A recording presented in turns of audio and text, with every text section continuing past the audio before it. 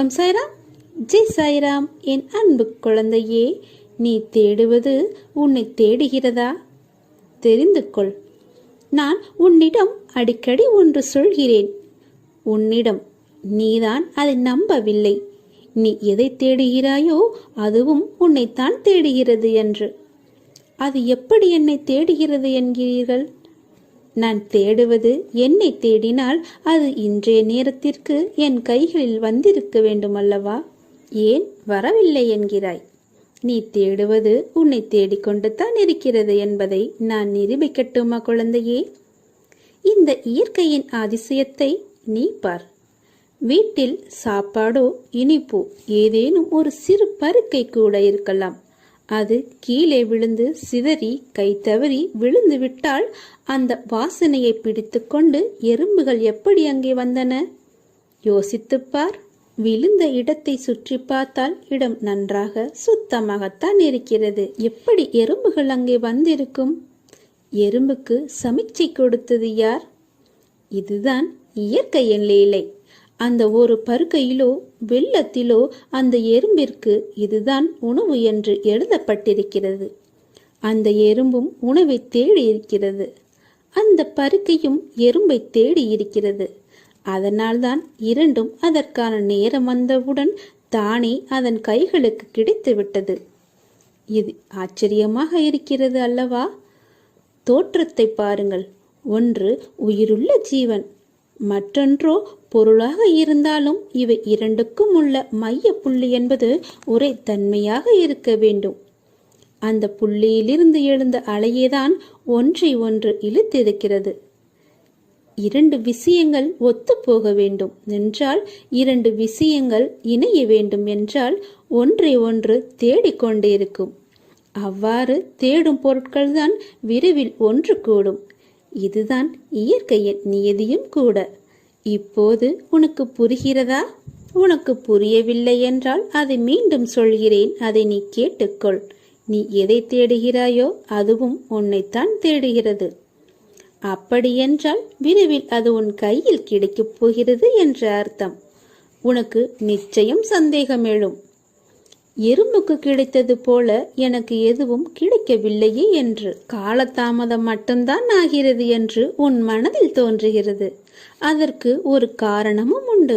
அதையும் நான் சொல்கிறேன். எறும்பானது அதன் தேவைக்குத்தான் அதை தேடியது. ஆனால் நீயோ உனக்கு தேவையானதை விட அதிகமாக வேண்டும் என்று தேடுகிறாய்.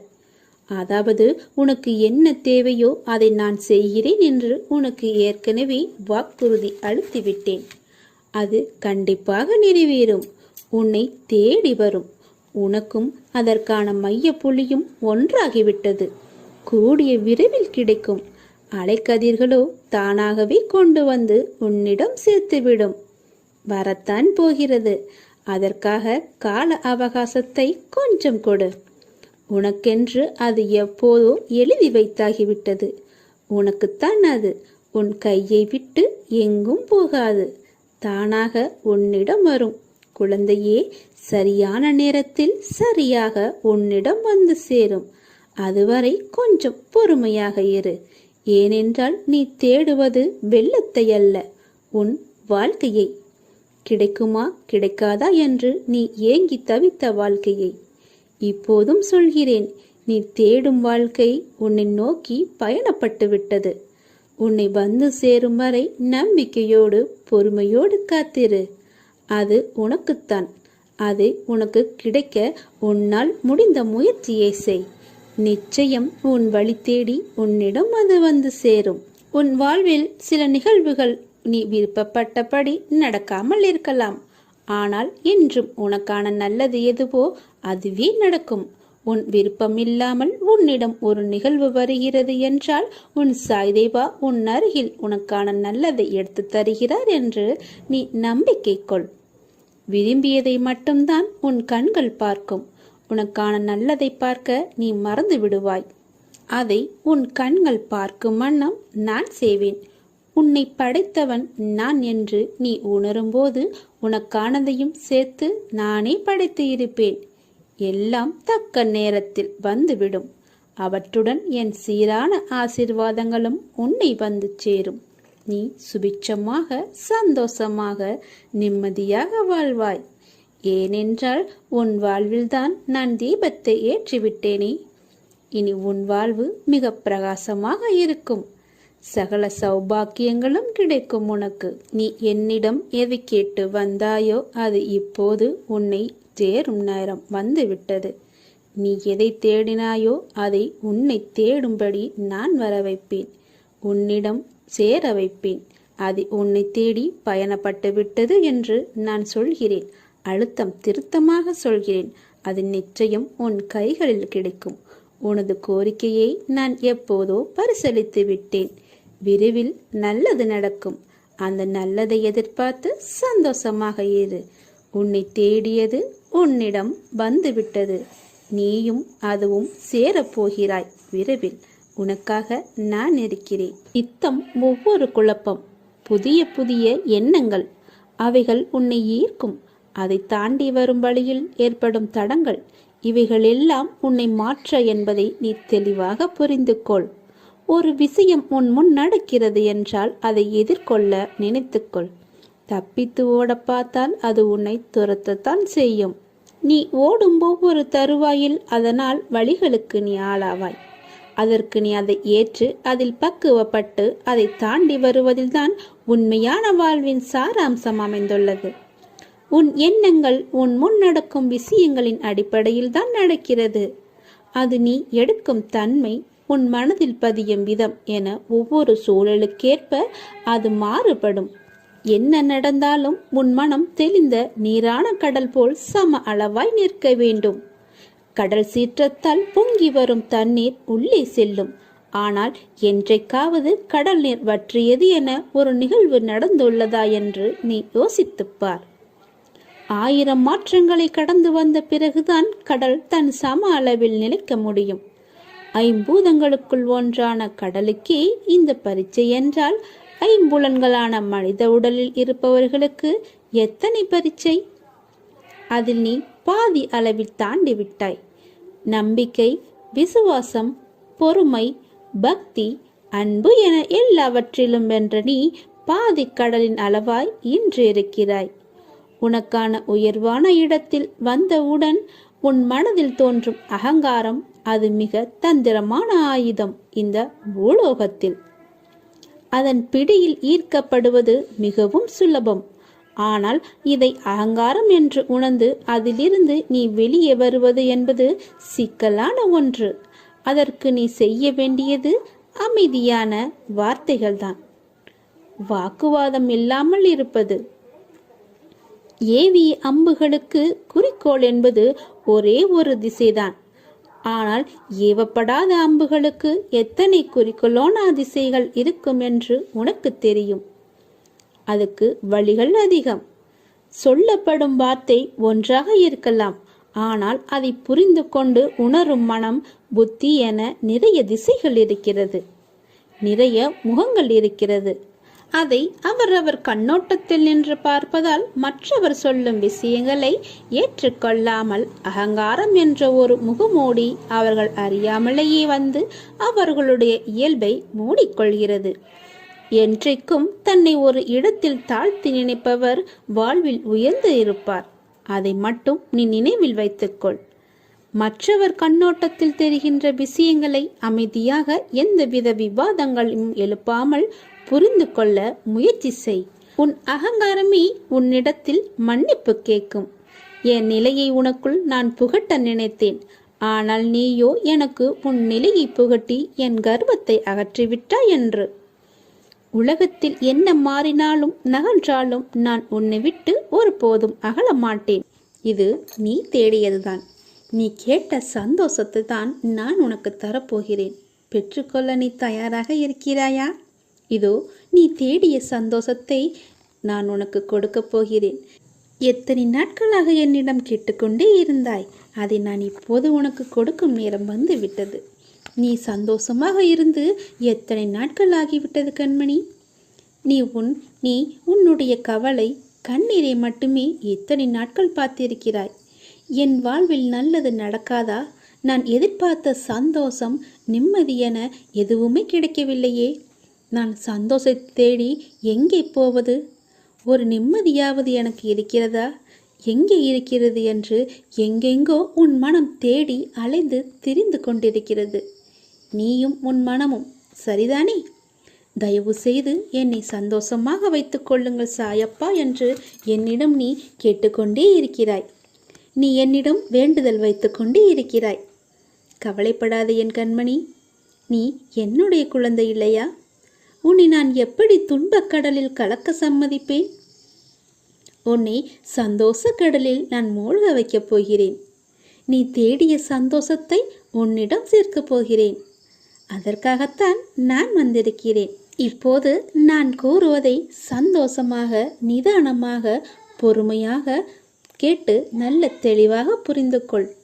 நிச்சயமாக முடிவில் உனக்கு புன்னகை செய்ய காத்திருக்கும் ஒரு நல்ல செய்தி காத்திருக்கிறது. உன்னை அறியாமலேயே நீ முகம் மலர்வாய். தேடிய சந்தோஷத்தை பெற்று முகமலர்ந்து இந்த நாளை துவங்கு. சரி, இப்போது உன்னிடம் ஒன்று கேட்கிறேன், சொல். இந்த உலகில் யாராவது முழுமையான சந்தோஷத்துடன் இருக்கிறார்களா? உன்னை சுற்றி இருப்பவர்களிடம் கேள்.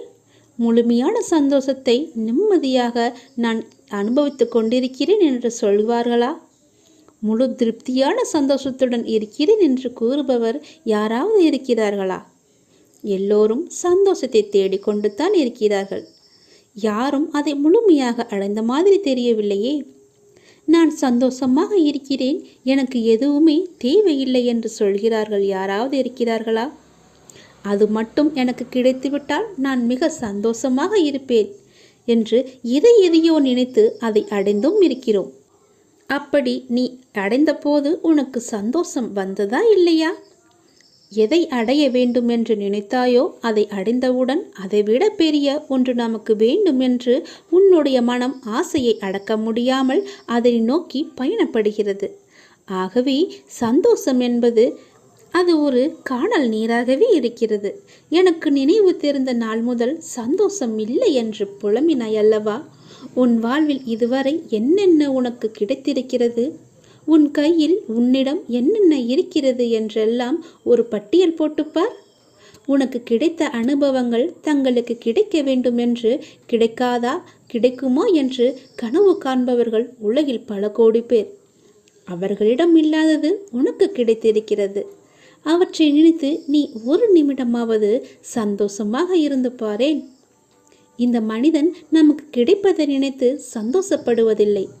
தமக்கு கிடைக்காததை நினைத்துதான் ஏங்கி ஏங்கி வருந்தி உன் சந்தோஷத்தை இழக்கிறாய். இப்படி கிடைக்காததை நினைத்து ஏங்கி ஏங்கி உன்னுடைய வாழ்க்கையின் பாதி காலத்தை நீ போக்கிவிட்டாய். அது கடந்தும் விட்டது. அதை ஏன் இப்போது செய்து கொண்டிருக்கிறாய்? சந்தோஷமாக இருப்பது ஒரு குற்றம் என்று உன் ஆழ் மனதில் ஆழமாக பதிந்துவிட்டது. துக்கம்தான் தன் இயற்கையான நிலை. சந்தோஷம் என்பது எப்போதாவது வந்து போவது என்று நினைக்க ஆரம்பித்து விட்டாய் நீ. உண்மையில் உன் வாழ்நாளை நினைத்து பார்த்தால் சந்தோஷம் 1000 இருக்கிறது. நீ ஒவ்வொன்றையும் நினைத்து 1000 சந்தோஷங்களை அனுபவிக்கலாம். உன்னுடைய வாழ்வில் அவ்வளவு சந்தோஷங்கள் இருக்கிறது. எல்லாவற்றையும் விட்டுவிட்டு கிடைக்காத ஒன்றை தேடி ஏன் அலைந்து உன் துன்பத்தை மட்டுமே ஏற்றிக்கொண்டிருக்கிறாய்? சந்தோஷம் உன் கண்ணுக்கு தெரியவே இல்லையா? அத்தனை சந்தோஷத்தையும் நீ அனுபவிக்கலாமே. எல்லாவற்றையும் விடு. உன் பணம், பதவி, வீடு, வாசல், சொத்து, நகை என்று எல்லாவற்றையுமே விட்டுவிடு. எவ்வித முயற்சியும் இல்லாமல் உன்னால் மூச்சு விட முடிகிறதா? இது எவ்வளவு பெரிய சந்தோஷமான விஷயம் தெரியுமா? ஆஸ்துமா என்ற நோய் வந்தவர்களிடம் கேட்டுப்பார். மூச்சு விடுவது எவ்வளவு சந்தோஷம் என்று கூறுவார்கள். நேற்று இரவு நன்றாக தூங்கினாயா? உறங்குவதற்கு ஒரு இடம் உனக்கு கிடைத்ததா? காலை முதல் ஒரு வேளையாவது உணவை நீ நிம்மதியாக உண்டாயா? இந்த அடிப்படை தேவை சந்தோஷம் இல்லாமல் எத்தனை பேர் இருக்கின்றார்கள்? அவர்களை பார்க்கும்போது சந்தோஷம் உன் வாழ்வில் கொட்டி கிடக்கிறது. அல்ல அல்ல குறையாத அளவு சந்தோஷம் உனக்குள் இருக்கிறது. அவையெல்லாம் விட்டுவிட்டு இல்லாத ஒன்றை தேடி நினைத்து துன்பப்பட்டு கொண்டிருக்கிறாயே. நீ ஒன்றை விரும்புவதும் உன் ஆசையை என்னிடம் கூறுவதும் அதற்காக காத்திருப்பதும் தவறில்லை. முயற்சி செய்ய வேண்டியதுதான். பெரிதினும் பெரிது கேட்க வேண்டியதுதான். ஆனால் அது கிடைத்தால்தான் நான் சந்தோஷமாக இருப்பேன் என்று சொல்லிக் கொண்டு இருக்காதே. வேண்டியதை உனக்கு கிடைக்கும் வரை உன்னிடம் இருப்பதை வைத்து சந்தோஷமாக இருக்க பழகிக்கொள். இப்போது சந்தோஷமாக இல்லாவிட்டால் கிடைத்தாலும் சந்தோஷமாக இருக்க மாட்டாய். கிடைத்த ஒவ்வொன்றையும் சந்தோஷமாக ஏற்றுக்கொள். அந்த நொடி எப்போது சந்தோஷமாக இருக்கலாம் என்று எண்ணிப்பார். நாள் முழுவதும் சந்தோஷத்தை நிரப்பிக் கொண்டு வா. ஒன்றை புரிந்து கொள், மனிதனின் இயற்கையான நிலையே சந்தோஷமாக இருப்ப. நமக்கு கிடைத்த சந்தோஷத்தை நாம் சந்தோஷமாக அனுபவிக்க வேண்டும். சந்தோஷத்தை தேடி செல்ல வேண்டும். நீ பிறருக்கு அன்பை கொடுத்துப்பார், அன்பை விதைத்துப்பார். உனக்கு கிடைத்த அனைத்திற்கும் கடவுளுக்கு நன்றி சொல். மிக பெரிய கடல் போன்ற ஆனந்தம் உன் முண்டி கொட்டி கிடக்கிறது. அதை விட்டுவிட்டு பிரச்சனையை தேடிக்கொண்டு இருக்கிறாய். நீ சந்தோஷமாக இருக்க பழகிக்கோ. நீ என்னிடம் வேண்டுவது கிடைக்க பொறுமையாக இரு. அது கிடைக்கும் வரை சந்தோஷத்தை அனுபவி. அதை நீ இழக்காதே. காத்திருக்கும் போது சந்தோஷமாக காத்திரு. சந்தோஷமாக மனதில் பாரம் இருந்தாலே சந்தோஷம் வராது. மனதை லேசாக வைத்துக்கொள். உன்னை தேடி பல சந்தோஷங்கள் வரப்போகிறது. வாழும் வாழ்க்கையை சந்தோஷமாக அனுபவிப்பாய். ஒவ்வொரு நொடியும் உனக்கு சந்தோஷம்தான். சந்தோஷத்தை நிரந்தரமாக நீ வைத்துக்கொள். குழந்தையின் மனதைப் போல உன்னை நீ வைத்துக்கொள். தானாக சந்தோஷம் தேடி வரும். உடுக்க உடை, இருக்க இடம், உண்ண உணவு, இது உனக்கு பஞ்சமில்லாமல் இருக்கும். அப்படித்தான் இருக்கிறாய் அல்லவா? இதற்கு மேலும் உன் தேவையெல்லாம் நீ எதிர்பாராத வண்ணம் அதை நிறைவேற்றி உனக்கு நிரந்தர சந்தோஷத்தை நான் தரப்போகிறேன். நீ தேடிய சந்தோஷம், நிம்மதி எங்கே இருக்கிறது என்று புரிந்து கொண்டாயா? இப்போது நீ கொஞ்சம் சிரிக்கலாமே. எனக்காக கொஞ்சம் சிரித்து நிம்மதியாக இரு, சந்தோஷமாக இரு. சந்தோஷத்தை மட்டும் நீ அனுபவித்து வா. துன்பத்தை எல்லாம் நீ பொருட்படுத்தாதே. எனக்காக கொஞ்சம் சிரித்து அன்போடு என்னை அப்பா என்று கூப்பிடு. இதுவரை இல்லாத மகிழ்ச்சியையே, பார்த்திராத மகிழ்ச்சியையே நீ இப்பொழுது பெறப்போகிறாய். மனநிறைவுடன் கூடிய மகிழ்ச்சியையும் நீ பெறப்போகிறாய். அந்த திருநாளை எதிர்பார்த்து என்னுடைய ஆசீர்வாதத்துக்காக நீ காத்திரு என் தங்கமி. அது வெகு நாட்கள், வெகு தூரமில்லை. கூடிய விரைவில், கூடிய சீக்கிரமே அது உனக்கு கிடைக்கப் போகிறது செல்லமே. எப்போது எனது இந்த செய்தி உன் கண்களில் பட்டதோ அப்போதே நீ சந்தோஷத்தின் நுழைவு வாயில் உட்புகுந்து விட்டாய் என்பதை நான் உறுதியாக உனக்கு சொல்கிறேன். இது என்னுடைய சத்திய வாக்காக வேண்டுமானாலும் நீ எடுத்துக்கொள்.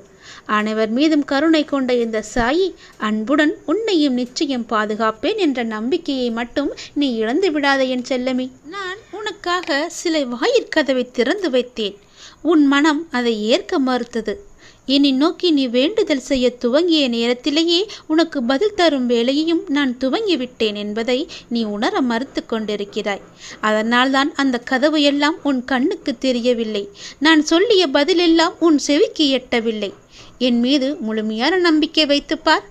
பல பல வாயிற்கதவுகளை உன் கண்ணுக்கு தெரியும். நான் சொல்வது எல்லாமே உனக்கு பதிலாக உன் செவி வந்து சேரும். தான் சோதனையை மட்டுமே அனுபவித்துக் கொண்டிருக்கிறேன், என்னை காப்பாற்ற யாருமே இல்லை என்று நீ புலம்புவதால் மட்டுமே இவையெல்லாம் உன் கண்ணுக்கும் செவிக்கும் எட்டாமல் இருக்கின்றது. எதை பற்றியும் நீ நினைக்காமல் அப்பாவை மட்டுமே நினைத்து கொண்டே இரு. எல்லாமே உன் செவிக்கும் உன் கண்ணுக்கும் தெரிய வரும். இப்போதும் அதையே நான் நினைவுபடுத்துகின்றேன். கலங்காமல் இரு. தாமதமானாலும் தப்பாமல் உனக்கு கிடைக்கும். இன்னும் கூடிய விரைவிலேயே உனக்கான ஒரு வாயிற்கதவை நான் திறந்து வைக்கப் போகிறேன். அந்த கதவை நீ பிடித்துக்கொண்டு உள்ளே வந்துவிடு. நான் சொல்லிய பதில் உன் செவி வந்து சேரும் நேரம் உன் வீட்டில் சுப நிகழ்ச்சி நடக்கும். இவ்வுலகில் யார் உனக்கு இருப்பார்களோ இல்லையோ, நான் உன்னிடம் நிச்சயமாக சத்தியமாக உன் கூடவே வருவேன். உன் கூடவே இருப்பேன். உன் மனதில் நான் அமர்ந்து விட்டேன் அல்லவா? இனிமேல் என் இடமும் என் பிள்ளையும் என் பொறுப்பு. உன் இடத்தை நான் பார்த்து கொள்கிறேன். உன் பிள்ளைகளை நான் வளர்த்து கொள்கிறேன். உன் பெற்றோர்களை நான் பார்த்து கொள்கிறேன். உனக்கான கடமையை நான் செய்து முடிக்கின்றேன். உன்னுடைய பொறுப்பை நான் என் தோள் மீது சுமந்து கொண்டிருக்கிறேன். எதை பற்றியுமே நீ பயப்படாதே. உன்னுடையது எல்லாமே என்னுடையது. என்னுடைய எல்லா பொறுப்பையும் நான் உன்னிடம் என்னுடைய கடமை என்ன, என்னுடைய உரிமை என்ன, என்னுடைய பொறுப்பு என்ன என்பதை உனக்கு சொல்லி என்னால் புரிய வைக்க முடியாது என் தங்கமே. அதை நீயே அனுபவத்தால் உணர்வாய், அனுபவத்தை பெறுவாய். அப்போது நீ சொல்வாய், இந்த சாயி சொன்னது எல்லாமே உண்மை என்று. அது உனக்கே தெரிய வரும். அந்த நாள் வெகு தூரம் கிடையாது. மீண்டும் மீண்டும் சொல்கிறேன், அது கூடிய விரைவிலேயே நடக்கப் போகிறது. இது என் மீது சத்தியம். என்னை நம்பி வந்த உன்னை நான் என்றும் கைவிட மாட்டேன்.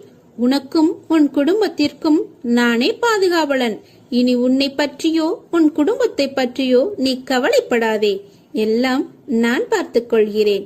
என் அன்பு குழந்தையே, நீ முதலில் மனதை அடக்கு. மனம் தடுமாறுகிறது, எப்போதும் அலைப்பாய்ந்தபடியே இருக்கிறது. இதை அடக்கி நிலைப்படுத்தும் வழி என்ன? நம் மனம் எப்பொழுதும் எதை பற்றியேனும் சிந்தித்துக் கொண்டே இருப்பதால் தெளிவான முடிவுகளை எடுக்க முடியாமல் தடுமாறும். குறிப்பாக சின்ன சின்ன விஷயம் அவ்வப்போது நடக்கும். அதை பற்றியே பெரிதாக விரிவுபடுத்தி பார்ப்பதுதான் மனதின் இயல்பு. உதாரணமாக, யாராவது நம்மை திட்டிவிட்டால் பதிலுக்கு நம்மால் திட்ட முடியாத போது நேரில் கூனி குறுகிவிட்டு அவருக்கு பின்னால் அவரை மனதிற்குள் அதிகமாக திட்டுவது போல், அடிப்பது போல, கொள்வது போல கற்பனை செய்து தன்னை ஒரு பெரிய கதாநாயகனாக காட்டிக்கொண்டு ஒரு பெரிய கதையை பின்னிக் கொண்டிருப்போம்.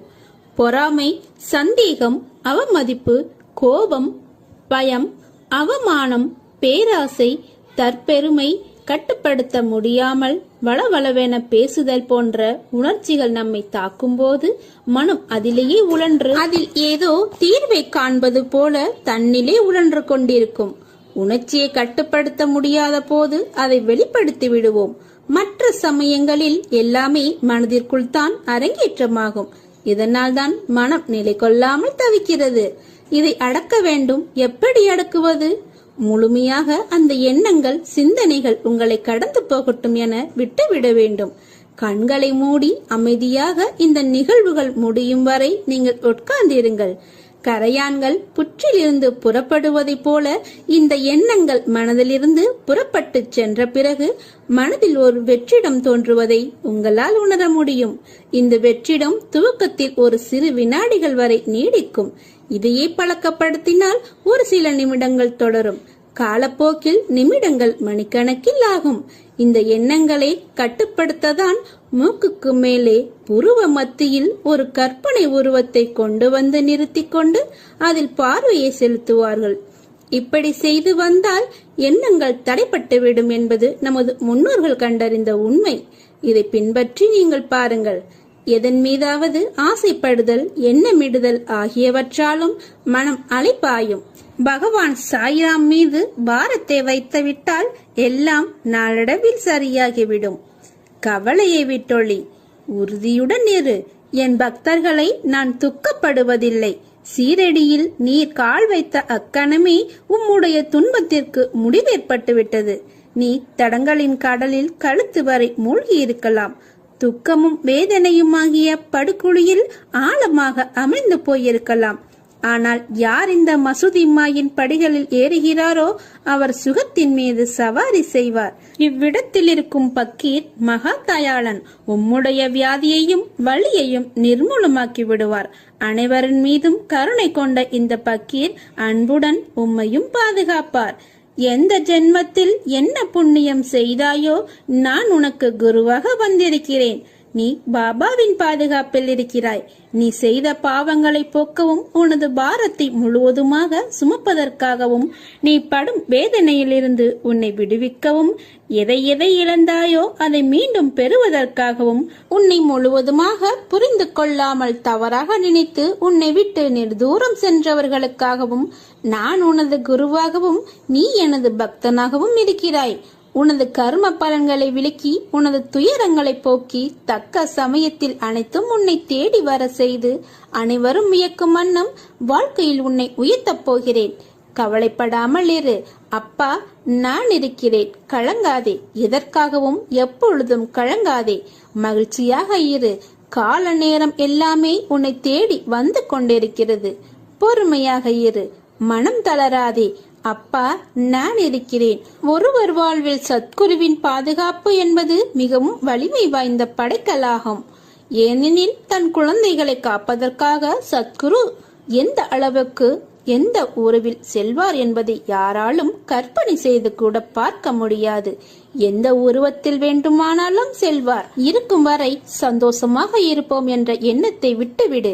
ஏனெனில் நடந்ததும் நடப்பதும் நடக்கப் போவதும் இறைவனின் கையில். எனவே தூய்மையான எண்ணம், தூய்மையான செயல்களுடன் இறைவனை சரணடை. இருப்பதை கொண்டு நிம்மதியாக வாழ பழகு. சதா காலமும் சாய்ராம் என்ற நாமத்தை உச்சரித்து அவன் நினைவில் வாழு. 1 மணி நேரம் ஓம் ஸ்ரீ சாய்பாபாவின் நாமம் சொன்னால் 1 மணி நேரம் நீங்கள் மௌன விரதம் இருப்பதாகிறது. 1 மணி நேரம் நீங்கள் பாபாவுக்கு சம்மதமாக வாழ்ந்தாகிறது. 1 மணி நேரம் ஹரிச்சந்திரன் போல் உண்மையை பேசியதாகிறது. 1 மணி நேரம் நீங்கள் உங்கள் மரணம் என்கிற பரீட்சைக்கு தயார் செய்கிறீர்கள் என்று ஆகிறது. 1 மணி நேரம் பூஜை செய்ததாகிறது. 1 மணி நேரம் உங்கள் பாவத்தை போக்கிக் கொள்ள பிரயாச்சித்தம் செய்ததாகிறது. 1 மணி நேரம் பாபாவை நோக்கி சில படிகள் முன்னேறியதாகிறது. 1 மணி நேரம் ஓதுவதாகிறது. 1 மணி நேரம் பெரியோர்கள் சொல் பேச்சு கேட்டதாகிறது. 1 மணி நேரம் நீங்கள் பக்தராகிறீர்கள். 1 மணி நேரம் நீங்கள் சாய்பாபாவினால் ஆசீர்வதிக்கப்படுகிறீர்கள். 1 மணி நேரம் உங்கள் புலன்களை ஜெயித்தவர்களாகிறீர்கள். 1 மணி நேரம் தியானம் செய்தவராகிறீர்கள். 1 மணி நேரம் சமாதியில் உள்ளவர் ஆகிறீர்கள். 1 மணி நேரம் ஒழுக்கமானவராக ஆகிவிடுகிறீர்கள். 1 மணி நேரம் நேர்மறையாக இருக்கிறீர்கள். 1 மணி நேரம் உங்கள் வாழ்க்கையில் பொள்ளித்தனமான வாழ்க்கையில் இருந்து விடுதலை அடைகிறீர்கள். 1 மணி நேரம் பாபா உங்கள் கையை பிடித்து கொண்டு இருக்கிறார். 1 மணி நேரம் நீங்கள் பாதுகாக்கப்படுகிறீர்கள். 1 மணி நேரம் உங்களுக்கு தெரியாமல் உங்களை சாய்பாபா ரசித்துக் கொண்டிருக்கிறார். 1 மணி நேரம் மகான்கள் வாயில் வந்த நாமத்தை நாமும் சொல்வதால் அவர்களுடைய பிரசாதத்தை உண்டவர்கள் ஆகிறீர்கள். இந்த 1 மணி நேரத்தினால் பாபா நீங்கள் செய்த தவறுகளை மன்னித்து காக்குகிறார். 1 மணி நேரம் யாகம் செய்தவராகிறீர்கள். 1 மணி நேரம் பாபாவை நீங்கள் கடனாளி ஆக்குகிறீர்கள். 1 மணி நேரம் நீங்கள் கங்கையில் குளித்தவராகிறீர்கள். 1 மணி நேரம் யமுனையில் குளித்தவராகிறீர்கள். 1 மணி நேரம் காவிரியில் குளித்தவராகிறீர்கள். 1 மணி நேரம் சீரடி மண்ணில் உருண்டு பிறண்டவராகிறீர்கள். 1 மணி நேரம் கோடி கோடியான புண்ணியத்தை சம்பாதிக்கிறீர்கள். எல்லாவற்றிற்கும் மேல் நாமம் வேறு இல்லை, சாயும் வேறு இல்லை. அந்த 1 மணி நேரம் பாபாவே உங்கள் நாக்கில் எச்சில் பட்டு கட்டொண்டு இருக்கிறார். பாக்கியம் செய்திருந்தால் மட்டுமே பாபாவின் திருநாமத்தை நம்மால் சொல்ல முடியும். 1 மணி நேரம் பாபாவின் நாமத்தை சொன்னால் எல்லாம் நல்லதே நடக்கும். நீ வாழும் வாழ்க்கைக்கு ஒரு நல்ல அர்த்தம் உனக்கு கொடுக்க போகிறேன். உன்னை யாரும் பெருமையாக நினைக்கபடி நான் உன்னை செய்ய போகிறேன். உன்னை விட்டு போனவர்களெல்லாம் மீண்டும் உன்னிடம் வந்து சேரப்போகிறார்கள். உன் நீண்ட நாள் காத்திருப்புக்கு ஒரு முடிவு கட்டப் போகிறேன். 1 நிமிடமாவது எனக்காக ஒதுக்கி இதை கேள். முடிவில் நீயே முகம் மலர்வாய். அன்பு குழந்தையே, நீ வாழும் வாழ்க்கைக்கு ஒரு நல்ல அர்த்தம் வேண்டாமா உனக்கு? உன்னை யாரும் பெருமையாக நினைக்க வேண்டாமா? உன்னை விட்டு போனவர்களெல்லாம் மீண்டும் உன்னிடம் வந்து சேர வேண்டாமா? ஏன் இப்படி இருக்கிறாய்? இது அனைத்துமே விரைவிலேயே நிறைவேறப் போகிறது. ஒரு நாள் நீ சற்றும் எதிர்பாராத விதமாக ஒரு நல்ல செய்தி உனது வாயிற்கதவை தட்டப்போகிறது. எத்தனையோ முறை உன்னை வீழ்த்தி பார்க்க ஆசைப்பட்டார்கள். ஆனால் அவர்களால் முடியவில்லை. உனக்கு பாதுகாவலனாக நான் இருக்கிறேன். அவர்கள் என்ன செய்தாலும் உன்னை தாக்காது. இழிவாக பொய்யுரைக்க ஆசைப்பட்டார்கள். அதுவும் முடியவில்லை. உனக்கு ஆபத்து உண்டாக்க நினைத்தும் அதுவும் முடியவில்லை. இதற்கு எல்லாம் என்ன காரணம்? உன்னுடைய கர்ம பலன்கள்தான். நீ ஏற்கனவே செய்த புண்ணியம்தான். நான் உன்னுடனே இருப்பதை மறந்து இது போன்ற செயல்களில் ஈடுபட முயற்சி செய்கிறார்கள். எனது அனுமதியின்றி உன்னை தொட முடியுமா? முடியாது. உன்னை சுற்றி பாதுகாப்பு வளையமாக என்னுடைய அதிர்வாளிகள் உன்னை சுற்றி இருந்து கொண்டே இருக்கின்றன. நான் எல்லோரிடமும் நன்றாக தானே பழகி கொண்டிருக்கிறேன். யார்தான் எனக்கு இப்படி செய்வது என்ற மனக்குழப்பத்தில் இருக்கிறாய் அல்லவா? யார்தான் செய்வது என்ன காரணம் என்ற யோசனையில் இருக்கிறாய் அல்லவா? வேறு யாரும் இல்லை. உன்னை சுற்றி நல்லவர்களை தவிர மற்றவர்களுக்கும் இடம் கொடுத்திருக்கிறாய் நீ. இதை தவிர உனக்கு நம்பிக்கை வேறு இல்லை. எதிலுமே முதலில் உன்னை மாற்றிக்கொள்ள நீ பழகிக்கொள். எது நடந்தாலும் முதலில் உனக்கு உன் மீதே நம்பிக்கை வேண்டும். அது உன்னிடம் குறைவாக இருக்கிறது. பிறகு நடக்கப் போவதைக் கண்டு நீயே ஆச்சரியமாக பார்க்க போகிறாய். நான் உன்னை அழைக்கின்றேன், நீ என்னை நோக்கி வா, விரைந்து வா. நான் அழைத்தால் மட்டுமே உன்னால் வர முடியும். எப்போது உன்னுடைய காலடி இந்த சீரடி மண்ணில் படுகிறதோ அக்கணமே உனது கர்ம பலன்கள் அனைத்துமே விலகி உன் கஷ்டங்கள் அனைத்துமே உன்னை விட்டு ஓடி ஒளியும். நான் இருக்கிறேன், நீ கலங்காதே. நீ அழைத்தால் நானே வருவேன். இப்போது நான் உன்னை அழைக்கிறேன். நீ என்னை நோக்கி சீரடியில் என்னை பார்க்க சீரடிக்கே நீ வா. சீரடிக்கு வரும் வாய்ப்பை நான் உனக்கு கொடுத்து விட்டேன். உனக்கு நான் கொடுப்பதை எவராலுமே தடுக்க முடியாது. உனக்கானதை உரிய காலத்தில் கொண்டு வந்து உன்னிடமே சேர்ப்பேன். நீ என்னுடைய பிள்ளை. உனக்கானதை கொடுப்பதற்காகத்தான் சீரடிக்கு உன்னை வரவழைக்கப் போகிறேன். சீக்கிரம் வா.